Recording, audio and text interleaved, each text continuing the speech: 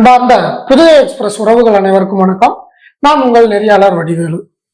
அரசியல் அறிவோம் நிகழ்ச்சியில் வழக்கறிஞரும் அரசியல் விமர்சகருமான திரு ஜெகன் சார் அவர்கள் நம்முடன் இணைந்துள்ளார். வணக்கம் சார். வணக்கம் சார். நுகர்வோர் பாதுகாப்பு சட்டம் அப்படிங்கிற ஒரு சட்டம் இந்திய அரசமைப்புல இருக்குதுங்க சார். இந்த நுகர்வோர் அப்படின்னா யாரு, அவங்களுக்கு தேவையான அடிப்படை சட்டங்கள் என்னவா இருக்கணும், இது முதல்ல எப்படி நுகர்வோர்கள் இந்த சட்டத்தை அணுகணும் அப்படிங்கிற ஒரு விளக்கத்தை முதல்ல கொடுக்குறீங்களா? கண்டிப்பா. நுகர்வோர் அப்படின்னாக்க முதல்ல அவங்களுக்கான சட்டம் நுகர்வோர் பாதுகாப்பு சட்டம் 1986 முதல்ல கொண்டு வரப்படுது. அதற்கு அப்புறம் அதை சில நெறிமுறைகளை ஒழுங்குபடுத்துறதும் சில விதிகளை சேர்க்கறதுக்கும் 2019 ஒரு சிறப்பு சட்டத்தை நுகர்வோர் பாதுகாப்பு சட்டத்துல கொண்டுட்டு வராங்க. நுகர்வோர் அப்படின்னாக்க ஃபர்ஸ்ட் அவங்க யாரு அப்படிங்கிறத நம்ம பார்க்கணும். நுகர்வோர் அப்படின்னாக்க புதுசா இருக்கு. இது என்ன விழிப்புணர்வு சங்கங்கள் மூலமாகவும் கவர்மெண்ட் மூலமாகவும் கொடுத்தாலும் சட்டங்களை கொண்டுட்டு வந்தாலும் நுகர்வோர் அப்படின்னாக்க யாருன்னு தெரிய மாட்டேங்குது. இப்ப நுகர்வோர் அப்படின்னாக்க ஒரு கடையில ஒரு பொருள் வாங்குறாங்க, அந்த பொருளை அவங்க பயன்படுத்துறாங்க. ஒரு காசு கொடுத்து அந்த பொருளை வாங்கி பயன்படுறவங்க தான் அவங்க நுகர்வோர். அது அவங்க டைரக்டா காசு கொடுத்து அந்த பொருளை வாங்கலாம், இல்ல கடன் சொல்லி அப்புறமா நான் தரேன் அப்படின்னு சொல்லிட்டு இந்த அனுமதியோட பொருளை வாங்கலாம். அப்படி இல்ல மூணாம் தர நபர் நான் காசு நான் கொடுத்துக்கிறேன், நீங்க அந்த பொருளை வாங்கிக்கோங்க அப்படிங்கிற மாதிரி கூட நீங்க பொருளை வாங்கலாம். ஆக மொத்தத்துல ஒரு பயன்பாட்டுல பொருளை காசு கொடுத்து ஏதோ ஒரு வகையில காசை கொடுத்து பொருள் வாங்கி பயன்படுறவங்களுக்கு தான் நுகர்வோர் அப்படின்னு சொல்லப்படுது. இந்த நுகர்வோர் நீங்க சொல்றத பார்த்தா பொதுமக்கள் தான் அந்த நுகர்வோரா இருக்காங்க. ஆமா, ஒவ்வொருத்தவங்களும் ஏதாவது ஒரு பொருளை பயன்படுத்த முடியாம இருக்க முடியாது. இப்ப இன்னைக்கு இந்தியாவினுடைய பிரதமரா இருக்கட்டும், ஆளுநரா இருக்கட்டும், அமைச்சர்களா இருக்கட்டும், எம்எல்ஏக்களா இருக்கட்டும், எந்த உயரிய பதவியில யார் இருந்தாலும் அவங்க ஏதாவது ஒரு காசை கொடுத்து நம்ம பொருள் வாங்கிதான் நம்ம இது வாழ்வாதாரத்தினுடைய அடிப்படை தேவை. அப்போ அந்த பொருளை பயன்படுத்துறங்கிற முறையில எல்லாருமே உலக மக்கள் அனைவருமே நுகர்வோர் தான். அந்த நுகர்வோர் சட்டத்தை அனைத்து மக்களுமே அறிந்து தெரிந்திருக்கிறார் அப்படின்னு நீங்க நினைக்கிறீங்களா? அப்படி சொல்லிட முடியாது. 1986 அந்த சட்டத்தை கொண்டு வந்திருந்தாலும் இன்னைய வரையும் அரசு துறை ரீதியான அமைப்புகள் வச்சிருந்தாலும் இன்னைக்கு மக்கள் மத்தியில ஒரு பெரிய விழிப்புணர்வா இது போய் சேரல அப்படிங்கறதான் தெளிவா சொல்ல முடியும். நீங்க வழக்கறிஞரா இருந்தாலும் பொதுமக்களுக்கு நிறைய விழிப்புணர்வை ஏற்படுத்தணும் அப்படிங்கிறதுக்காகவே சட்ட உரிமைகள் நுகர்வோர் மேம்பாட்டு கழகம் அப்படிங்கிற ஒரு அமைப்பை ஆரம்பித்து புதுக்கோட்டை மட்டுமல்லாது பல சுற்றுவட்டார பகுதிகளில் நீங்க விழிப்புணர்வை ஏற்படுத்திக்கிட்டு இருக்கீங்க. இந்த மாதிரி அனைத்து மக்களும் இதை முன்னெடுத்து படுத்துவாங்களா, இல்ல அரசு இந்த விழிப்புணர்வை முன்னெடுத்து மக்களுக்கு கொண்டு சேர்க்குமா? இது எப்படி மக்களுக்கு முழுசா போய் சேர்ந்து அதை பயனடைவார்கள்? அதாவது சங்கம் அமைக்கும் உரிமை சட்டம் எல்லாருக்குமே ஒரு அனுமதி கொடுத்துருக்கு. இது ஒரு சோசியல் சர்வீஸ் மாதிரி தான். இப்ப நுகர்வோர் பாதுகாப்பு சட்டம் 1986 சங்கம் வச்சுக்கலாம், இயக்கம் வச்சுக்கலாம், அதன் மூலமா மக்களுக்கு விழிப்புணர்வை ஏற்படுத்தலாம் அப்படிங்கிறதே அந்த சட்டத்துல சொல்லப்படுது. லாபைலாவுல சொல்லப்படுது. இப்ப நுகர்வோர் பாதுகாப்பு சங்கங்கள், நுகர்வோர் விழிப்புணர்வு சங்கங்கள் அப்படின்ட்டு இந்தியா முழுவதும் நிறைய அமைப்புகளை சங்கங்களை வச்சிருக்கிறாங்க. ஒவ்வொருத்தவங்களும் ஒவ்வொரு ரீதியான விழிப்புணர்வு முகாம்களை நடத்துறாங்க. இப்போ அரசும் பார்த்தோம் அப்படின்னாக்கா நுகர்வோர் பாதுகாப்பு துறையின் மூலமாக மாணவ மாணவிகளுக்கு, பொதுமக்களுக்கு, நுகர்வோர்களுக்கு அனைத்துக்கும் மாதாந்திர கூட்டங்களை நடத்துறாங்க, குறைகளை பெற்று கொள்றாங்க. இப்ப மக்கள் குறைதீர் முகாம் மாதிரியே திங்கக்கிழமை மாவட்ட ஆட்சியரை சந்திச்சு நுகர்வோர் குறைகளையும் தனியா பார்த்து பேசுறதுக்கும் சட்டத்துல இடங்கள் உண்டு. இப்ப மக்கள் பிரச்சனையை எந்த அளவுக்கு மாவட்ட நிர்வாகம் தலையிட்டு பிரச்சனையை தீர்த்து வைக்குதோ, அதே மாதிரி மாவட்ட கலெக்டர்கள் நுகர்வோர் ரீதியான குறைகளையும் பிரச்சனைகளையும் கேட்டறிந்து அதுல கூடுதலா கவனத்தை செலுத்தணும் அப்படிங்கிற இது 1986 சட்டத்துல தெளிவாகவே சொல்லப்பட்டிருக்கு. இப்ப சங்கங்கள் மாணவ மாணவிகள்கிட்ட, பொதுமக்கள்கிட்ட அப்படி ஒரு கட்டுரை போட்டி, பேச்சு போட்டி, இந்த மாதிரி ஒரு பேரணி நடத்துறது, இந்த மாதிரி ஒரு மூலமாக பொதுமக்களுக்கு தெரியப்படுத்தினாலும் நுகர்வோர் அப்படிங்கிற கன்சியூமர் அப்படிங்கிறது ஓரளவுக்கு மட்டும்தான் பொதுமக்களுக்கு வந்து ரீச் ஆயிருக்கு. இந்த சங்கங்களுடைய வேலைகள் வந்து என்ன இருக்கு அப்படின்னாங்க, இப்போ ஒரு நுகர்வோர் வந்து பாதிக்கப்படுறாரு, ஒரு பொருளை வந்து காசு கொடுத்து வாங்கி அந்த பொருளை பயன்படுத்தி அவர் வந்து பாதிக்கப்படுறாரு அப்படின்னாக்க, இந்த சட்டங்களை வந்து எப்படி வந்து பயன்படுத்துறது, ஏன்னா பாதிக்கப்பட்டுட்டான், அவருக்கு சில விஷயங்கள் தெரியல அப்படிங்கிற போது இந்த சங்கத்துல வந்து உதவிய சொல்லி இந்த மாதிரி எனக்கு உதவி பண்ணலாமா அப்படிங்கிறத வந்து கேட்டு அந்த சங்கங்கள் வந்து என்ன பண்ணலாம் அப்படின்னாங்க, முதல்ல மாவட்ட குறைதீர் மன்றம் அப்படின்னு சொல்லிட்டு ஒவ்வொரு நீதிமன்றத்திலையும் வந்து நுகர்வோருக்குன்னு தனி கோர்ட் வந்து இருக்கு. கன்சியூமர் கோர்ட் வந்து டிஸ்ட்ரிக்ட் வரியா இருக்கு. அது வந்து நம்ம டைரக்டா டிஸ்ட்ரிக்ட் கலெக்டரே பார்த்து கொடுக்கலாம். அப்படி இல்லை அப்படின்னாக்க மாவட்ட கோர்ட்லயே வந்து கன்சியூமர் சம்பந்தமான பிரச்சனைகளை புகார்களை வந்து கொடுக்கலாம். இந்த கன்சியூமர் கோர்ட்ல வந்து வக்கீல் வச்சுதான் வழக்கறிஞர்கள் சொல்றீங்க, வழக்கறிஞர்களை வச்சுதான் வாதாடணுமா இல்ல மக்களே தன்னோட இழப்புக்கு வந்து வாதாடலாமா? இந்த நுகர்வோர் பிரச்சனைகளை பொறுத்தவரை பெரும்பாலும் வக்கீல்கள் வந்து தேவையில்லை. இந்த சட்டம் வந்து என்ன சொல்லுது அப்படின்னாக்க, பாதிக்கப்படுகின்ற நுகர்வோரே அப்ப வந்து இப்ப கலெக்டர் ஆஃபீஸ்ல வந்து கலெக்டருக்கு வந்து ஒரு புகார் மனு கொடுக்குறோம்ல, அந்த மாதிரி வந்து நுகர்வோர் பாதுகாப்பு மன்றத்துல வந்து தலைவர் செயலாளர் அப்படின்னு சொல்லிட்டு இருப்பாங்க. அது ஒரு ஃபார்மட் ஒரு அப்ளிகேஷன் இருக்கு. அந்த புகார் கடிதத்தை அவங்க தயார் செஞ்சு அந்த நேரடியாவே அவங்க வந்து மாவட்ட குறைதீர் மன்றத்துல கொடுக்கலாம். அப்படி இல்லைன்னா தபால் மூலமாவும் அனுப்பலாம். அனுப்புனாக்க சம்பந்தப்பட்ட ஆபீஸ்ல அவங்க வந்து ஃபாலோ பண்ணி வழக்கத்தோடு வந்து அவங்களுக்கான நீதியை வந்து அவங்க பெற்றுக் கொடுப்பாங்க. இதே வந்து சங்கத்திலையும் வந்து இதே ஃபாலோ தான் அவங்க வந்து பண்ணுவாங்க. இப்ப நுகர்வோர் நீதிமன்றத்துல அவங்க வழக்கத்தோடு வந்து தொடர்ந்து அவங்களுக்கான நீதியை வந்து வாங்கி கொடுப்பாங்க. இப்ப நீங்க சொன்னீங்களா அந்த கன்சியூமர் கோர்ட்டுங்கிறது வந்து மாவட்டத்துக்கு மட்டும்தான் இருக்குதுங்களா இல்ல தாலுகா வாரியா எதுவும் கோர்ட் இருக்குதுங்களா இல்ல ஒரு மாவட்டத்துக்கு ஒரு கோர்ட்டு தான் இருக்குதுங்களா? இல்ல அப்படி இல்ல. இப்ப தாலுகா வாரியாலாம் வந்து நுகர்வோர் சம்பந்தமா வந்து கோர்ட்டுகள் வந்து இன்னும் வரப்படல. மாவட்ட வாரியான கோர்ட்டுகள் வந்து தான் இருக்குது.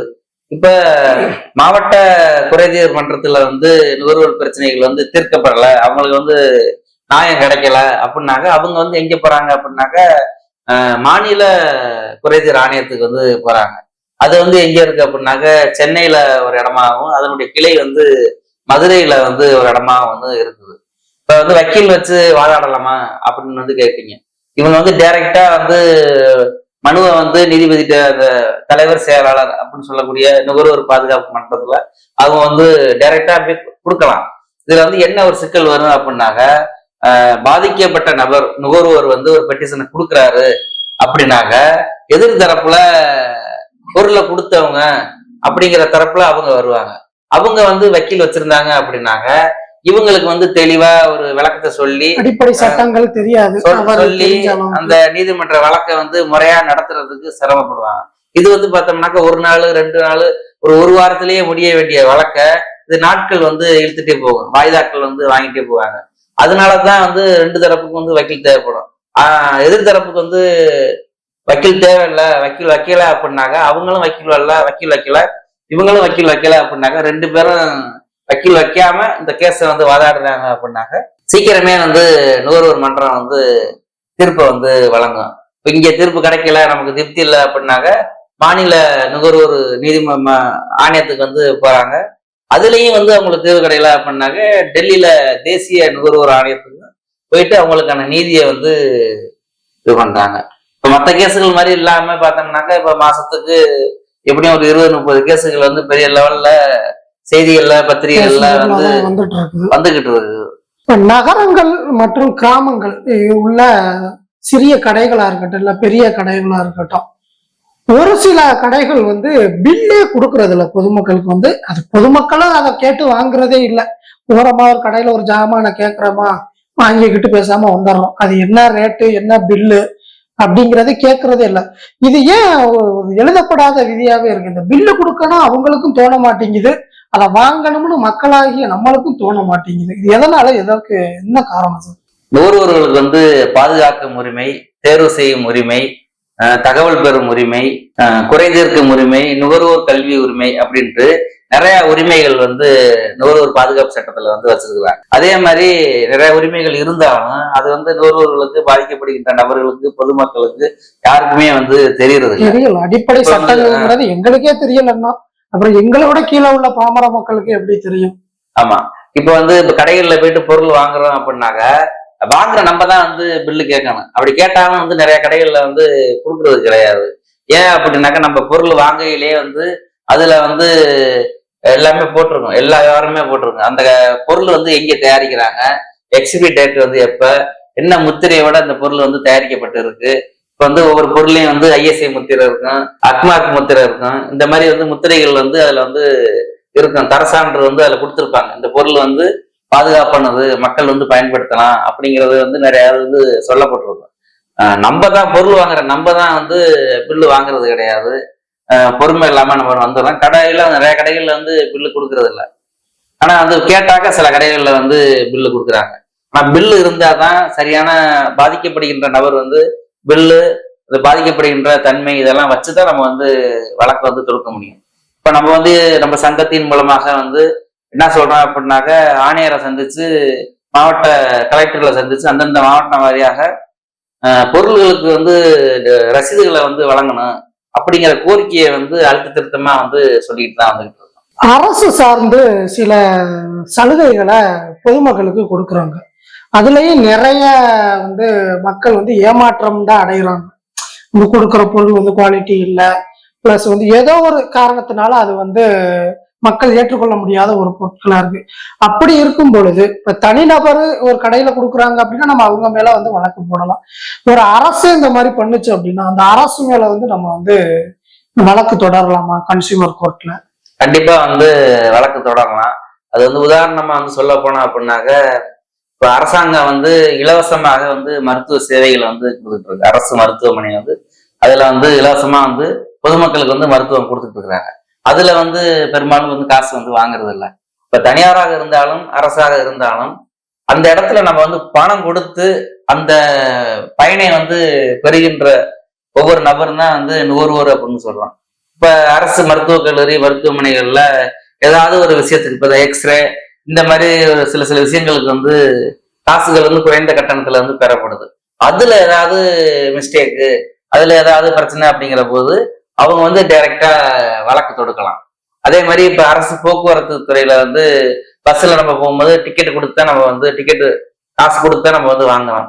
அந்த கண்டக்டர் வந்து நம்மள வந்து நுகர்வோரை வந்து பேசஞ்சரை வந்து அவதூறா பேசிட்டாங்களோ, மனசு கஷ்டப்படுற மாதிரி ஏதாவது சொல்லிட்டாங்களோ, அப்படி இல்லைனாக்க டிக்கெட் கொடுக்கல, இந்த ஏதோ ஒரு பஸ்ஸுக்குள்ள போகையில ஒரு பிரச்சனை வருது அப்படின்னாக்க காசு கொடுத்தா நம்ம டிக்கெட் வாங்குறோம். நம்ம வந்து இலவசமா வந்து நம்ம டிக்கெட் வாங்கிட்டு போகல, காசு கொடுத்து நம்ம வந்து பயன் அடையும் பொழுது அவங்களும் வந்து நுகர்வோர் தான். அவங்களுக்கு பிரச்சனையை வந்து குறைய வந்து அந்தந்த நுகர்வோர் பாதுகாப்பு நீதிமன்றங்கள்ல வந்து புகார் மனு கொடுத்து அதுக்கான நீதியை வந்து பெற முடியும். நீங்க சொன்னீங்க சார், இந்த பொருட்கள்லாம் வந்து ஐஎஸ்ஓ தரச்சான்றிதழ் பெற்று எக்ஸ்பிரி டேட் எல்லாம் கொடுத்துருப்பாங்க. இதெல்லாம் வச்சு நம்ம பார்த்து நுகர்வோர் வந்து கொஞ்சம் விழிப்புணர்வா இருந்து அந்த பொருட்களை தரமானதா வாங்கிக்கணும் அப்படின்னு சொல்லியிருக்கீங்க. ஆனா ஒரு குறிப்பிட்ட சமீப காலமாக சமூக வலைதளங்கள்ல பல வீடியோக்கள் வந்துருந்துச்சு. இந்த குளிர்பானங்கள் இந்த மாதிரி சில பொருட்கள் எல்லாம் வந்து அந்த எக்ஸ்பிரி டேட் வச்சிருப்பாங்க பாத்தீங்களா, அந்த எக்ஸ்பிரி டேட்டை வந்து ஏதோ ஒரு கெமிக்கல்ஸ் வச்சு அழிச்சிட்டு அதே பொருள்ல மறுபடியும் இவங்களே சீல் குத்தி ஒரு இல்லீகலா பண்றாங்க. அப்ப இந்த மாதிரி அவங்க ஒரு டெக்னிக்கலெல்லாம் யூஸ் பண்ணும்போது இதை எப்படி மக்கள் வந்து கண்டறிஞ்சு அது தரமான பொருள் தான் அப்படிங்கிறத மக்கள் வந்து தெரிஞ்சுக்கிறோம் சார். அதாவது சட்டப்படி வந்து பொருட்களை வந்து அவங்க தயார் பண்ணாலும் அதை வந்து போலியான முறையில வந்து அதெல்லாம் அழிச்சுவிட்டு அதை வந்து பொருளை வந்து மாத்துறது, அந்த முத்திரையில மாத்துறது, இந்த குளறுபடிகள் எல்லாம் வந்து நடந்துட்டு தான் இருக்கு. எல்லாத்துலயும் நம்ம வந்து பாத்துக்கிட்டு தான் இருக்கலாம். இப்ப பிளாட்பார கடைகள்ல சிக்கன் ரைஸ் இந்த மாதிரி இதெல்லாம் வந்து எல்லாருமே இப்ப துரித உணவுகள் கடைகள் வந்து ரொம்ப அதிகமாயிருச்சு. ஸ்வர்மா அந்த இதெல்லாம் போட்டு என்னென்னமோ பண்ணி கடைகள், பிளாட்பார கடைகள்லாம் ரொம்ப அதிகமாயிருச்சு. அதுக்கெல்லாம் தரச்சான்றுகள் இருக்கா அப்படின்னு கேட்டாக்க பெரும்பாலும் கடைகள்ல வந்து இல்ல. அப்படிங்கிற போது நம்ம அந்த கடைகள்ல போயிட்டு ஈஸியா போயிட்டு அவங்களாம் எப்படி சார் அப்ப பண்றாங்க? இந்த அரசு அதிகாரிகள் இந்த ஃபுட் அண்ட் சேஃப்டின்னு சொல்லுவாங்க, அவங்க எல்லாம் போய் அதெல்லாம் அங்க போய் என்கொயரி எதுவும் பெரும்பாலும் அதை பார்க்க மாட்டேங்கிறாங்க. பார்க்காதனாலதானே இவ்வளவு பிரச்சனை வருது. இப்ப அவங்க எல்லாம் போயிட்டு அதிகாரிகள் போயிட்டு சம்பந்தப்பட்ட கடைகள்ல அவங்களுடைய பணியை கரெக்டா செஞ்சு ஆய்வு செஞ்சிருந்தாங்கன்னாக்க நிறைய கடைகள்ல வந்து இந்த மாதிரி பிரச்சனைகள் வர வாய்ப்பு இல்லை. சின்ன பிள்ளைங்க சிக்கன் ரைஸ் வாங்கி சாப்பிட்டு இறந்து போயிடுறாங்க. பெரிய நபர்களே வந்து இறந்து போயிடுறாங்க. அந்த சவர்மா சாப்பிட்டுலாம் நிறைய குழந்தைகள் இறந்தாங்க. இப்ப பொருள்கள் அதுல வந்து என்னென்ன கலப்படங்கள் சேர்க்கிறாங்க வைக்கிறாங்கிறதுல மாதிரிலாம் தெரியாம போயிருக்கு. அந்த கடையை வந்து அதுக்கப்புறம் பாதிப்பு ஏற்பட்டதுக்கு அப்புறம் அதிகாரிகளை போயிட்டு ஆய்வு செஞ்சு கடையை சீல் வச்சு என்ன பிரச்சனை, உயிர் போனது தானே. அந்த மாதிரி இருக்கு. ஆனா வந்து நிறைய கடைகள்ல, ஹோட்டல்ல, பெரிய பெரிய நிறுவனங்கள்ல அதிகாரிகள் வந்து ஆய்வு செஞ்சு அந்த கடையெல்லாம் வந்து சீல் வைக்கிறாங்க. நீதிமன்ற வழக்குகளும் அந்த மாதிரி கடைகள் மீது நடந்துகிட்டு தான் இருக்கு. இது வந்து என்ன சொல்றோம் அப்படின்னாக்கா, தவறுகள் ஒரு பக்கம் நடந்துகிட்டே இருக்கு, மக்களும் விழிப்புணர்வோட தான் இருக்கணும், அதை செக் பண்ணணும். இப்ப வந்து கெட்டு போயிருச்சு, தரம் இல்லை, இந்த மாதிரி சந்தேகமா இருக்கு அப்படிங்கிற மாதிரி இருந்துச்சு அப்படின்னாக்கா உரிய அதிகாரிகள்கிட்ட புகாரை வந்து கொடுக்கணும், இல்லாட்டி நீதிமன்றத்துல வழக்க தொடுக்கணும். சங்கங்கள் வச்சு நடத்தக்கூடிய கன்சியூமர் அமைப்புள்ள நடத்தக்கூடியவங்கள்ட்ட அந்த கருத்தை வந்து கொண்டுட்டு போனாங்க. இதன் மூலமா நம்ம வந்து அரசியலுக்கு தெரியப்படுத்தி ஒழுங்கு நடவடிக்கைகளை வந்து எடுக்கணும். அது மட்டும் இல்லாம இப்ப தமிழ்நாடு முழுவதும், இந்தியா முழுவதுமே உணவுப் பொருள் சம்பந்தமா வந்து அதிக கவனத்தை வந்து செலுத்தணும். அதிகாரிகள் வந்து எனக்கு என்ன அப்படிங்கிற மாதிரி தான் மனநிலைமையில வந்து இருந்துட்டு இருக்கிறாங்க. அவங்க வந்து எல்லாத்துக்குமே லைசன்ஸ் போட்டு கொடுத்துட்றாங்க, ஒரு அட்ஜஸ்ட்மெண்டோட அவங்க வந்து பயணிச்சு போயிடுறாங்க. ஆனா பாதிக்கப்படுறது வந்து ஒரு சராசரியான ஏழை எளிய மக்களாக கூட இருந்தாலும், பெரும்பான்மை பணக்காரர்களும் வசதி படைச்சவர்களும் அதிகாரத்துல இருக்கக்கூடியவங்க இந்த உணவு ரீதியான ஒரு இதுல வந்து பாதிச்சிடுறாங்க. டேஸ்ட் எங்க இருக்கோ அங்க போயிருவோம் அப்படின்னு தான் இருக்கிறாங்க. அதுல என்ன கலக்குறாங்க என்னங்கிறது யாருக்குமே தெரியாதுல்ல. நுகர்வோர் பாதுகாப்புத்துறை இருக்கு, உணவு பாதுகாப்புத்துறை இருக்கு, சுகாதாரத்துறை இருக்கு. இத்தனை துறைகள் இருந்தும் இதெல்லாம் வந்து முறையா வந்து பார்த்து சரி செஞ்சு கொடுக்க முடியல மக்களுக்கு. அப்படிங்கிறது அரசு வந்து இன்னமும் வந்து ஒரு துரித நடவடிக்கைகளை வந்து மேற்கொள்ளணும். கவனம் செலுத்தணும். தனி கவனம் செலுத்தினாதான் சரியா வரும். அரசு வந்து இந்த நுகர்வோர் தினங்களை வந்து மேற்கொள்வதற்கான என்னென்ன வழிமுறைகளை கடைபிடிச்சுக்கிட்டு இருக்கிறாங்க, எப்படி இதை கொண்டு மக்கள்கிட்ட சேர்க்கிற ஏற்பாடுகளை செய்துக்கிட்டு இருக்கிறாங்க. இப்ப தேசிய நுகர்வோர் தினம் டிசம்பர் வந்து 24, அதே மாதிரி தேசிய நுகர்வோர் உரிமைகள் தினம் மார்ச் 15 அப்படிங்கிற 2 தினங்களை வந்து அரசு வந்து கொண்டாடிக்கிட்டு இருக்கு. அதை வந்து எப்படி கொண்டாடுறாங்க அப்படின்னாக்க, அந்தந்த மாவட்டங்கள்ல மாணவ மாணவிகளை வச்சு, அரசு அதிகாரிகளை வச்சு ஒரு விழிப்புணர்வு பேரணியை மட்டும் நடத்திட்டு அப்படியே விட்டுறாங்க. அதிகபட்சம் போனாக்க ஸ்கூல் காலேஜுகள்ல ஒரு கருத்தரங்கம், ஒரு கட்டுரை போட்டி, இந்த மாதிரி ஒரு நிகழ்வுகளை நடத்திட்டு அன்னைய நாளை வந்து அப்படியே விட்டுறாங்க. ஆனா அதை வந்து பொதுமக்களுக்கு தெரியப்படுத்தும் வகையில ஒரு கிராமமா வந்து துண்டு பிரசுரம் கொடுத்து பொதுமக்களுக்கு வந்து விழிப்புணர்வை ஏற்படுத்துகின்ற அளவிற்கு ஒரு பெரிய அளவு இயக்கமாக வந்து இந்த நுகர்வோர் பாதுகாப்பு துறைகள் வந்து இன்னும் செயல்படல அப்படிங்கிற குற்றச்சாட்டை வந்து நான் வைக்கிறேன். அது மட்டும் இல்லாம இப்ப சங்கங்கள் வந்து பொதுமக்களுக்கு வந்து நிறைய விஷயங்களை வந்து கொண்டுட்டு போகுது. இப்ப இந்தியா முழுவதும் அப்படின்னு பார்த்தாக்க நுகர்வோர் ரீதியான சங்கங்கள் வந்து அமைப்புகள் வந்து அதிகமா வந்து சோசியல் ஆக்டிவிட்டர்ஸ் வந்து அவங்க வந்து கொண்டு வந்திருக்காங்க. பொதுமக்களுக்கு வந்து நிறைய விழிப்புணர்வுகளை வந்து அமைப்புகள் மூலமா கொண்டுட்டு வராங்க. ஆனா தனியார் அமைப்புகள் எடுக்கக்கூடிய முயற்சிகளை கூட அரசு துறை வந்து எடுக்க தவறுது அப்படிங்கிறத வந்து நான் சொல்ல விரும்புறேன். நுகர்வோர் பாதுகாப்பு, அவர்களோட உரிமைகள் என்ன, அவர்கள் எப்படி தரமான பொருட்களை வாங்க வேண்டும் என்று பல செய்திகளை நம்முடன் பகிர்ந்து கொண்டாரு திரு ஜெகன் சார் அவர்கள். சார் சொன்ன மாதிரி மக்கள் மட்டுமல்லாது வணிகர்களும் சேர்ந்து இந்த நுகர்வோர் பாதுகாப்பு அப்படிங்கிற ஒரு விஷயத்தை வந்து முன்னெடுத்து விழிப்புணர்வை ஏற்படுத்தி, மக்களும் சரி அதை கொடுக்கிற வணிகர்களும் சரி 2 பேருமே ஒரு ஒற்றுமையா இருந்து நோயற்ற வாழ்வை இந்த உலகத்துக்கு கொடுக்கணும் அப்படின்னு சொல்லி விடைபெறுகிறேன். நன்றி, வணக்கம்.